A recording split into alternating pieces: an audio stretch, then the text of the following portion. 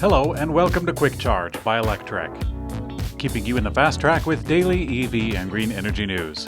I'm Mikey G, and it's Tuesday, January 19th. Electrek has obtained the first picture of Tesla's new structural battery pack with a Honeycomb architecture that will power its future electric vehicles. At their Battery Day event last year, Tesla not only unveiled its new 4680 battery cell, but also a new battery architecture built around the new cell. The difference with this new concept is that Tesla is not using modules and instead builds the entire pack as the structural platform of the vehicle, with the battery cells helping solidify the entire platform. Now the new images showcase the battery pack without the cells inside of them, showcasing the honeycomb design. We can also see that Tesla built the coolant loops on the sides. Some have pointed out that with the benefits of the design quite obvious, it also complicates repairs in case of a crash. However, CEO Elon Musk claims that Tesla designed crash absorption rails that can be cut off and repaired to preserve the packs.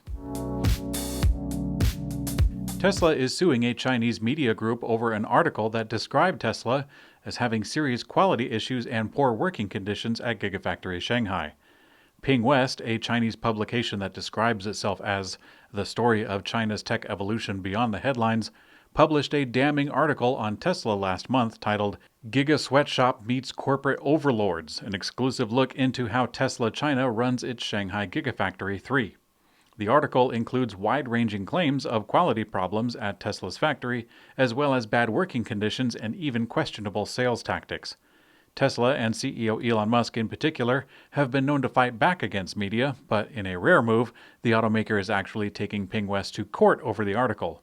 A Chinese state-run media, Global Times, reports, quote, according to a statement issued on Sunday by the Beijing Ping West Interact Technology Company, the company received the indictment, a notice of responding to prosecution, as well as other affidavit from Tesla.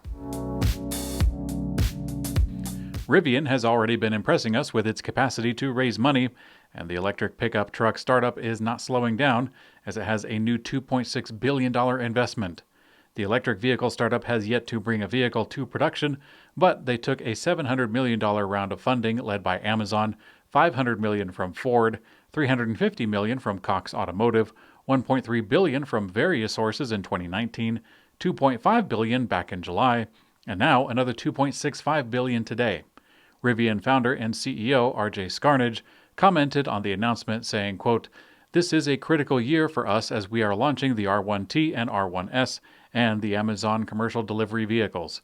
The support and confidence of our investors enables us to remain focused on these launches while simultaneously scaling our business for our next stage of growth. GM announced that Cruise, its self-driving startup, has raised a new $2 billion financing round led by Microsoft. Along with the investment, Microsoft is going to become Cruise and GM's preferred cloud service provider. GM announced, quote, Microsoft will join General Motors, Honda, and institutional investors in a combined new equity investment of more than $2 billion in Cruise, bringing the post-money valuation of Cruise to $30 billion. GM recently launched its new BrightDrop electric vans to electrify delivery vehicles, and now the automaker announced that it is investing $800 million to produce new electric vans in Canada.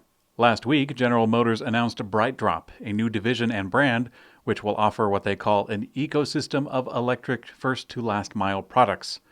Today, General Motors announced that it is investing $1 billion Canadian, around $800 million US, to convert its CAMI manufacturing plant in Ingersoll, Ontario, to electric vehicle production for its new BrightDrop division.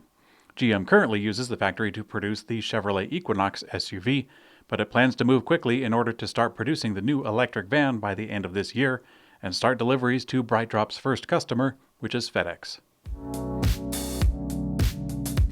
And in Electrek's Green Energy Brief, researchers at China's Southwest Jingtong University unveiled a new 69-foot prototype magnetic levitation train and a 450-foot test track, and this was done in Chengdu on January 13th.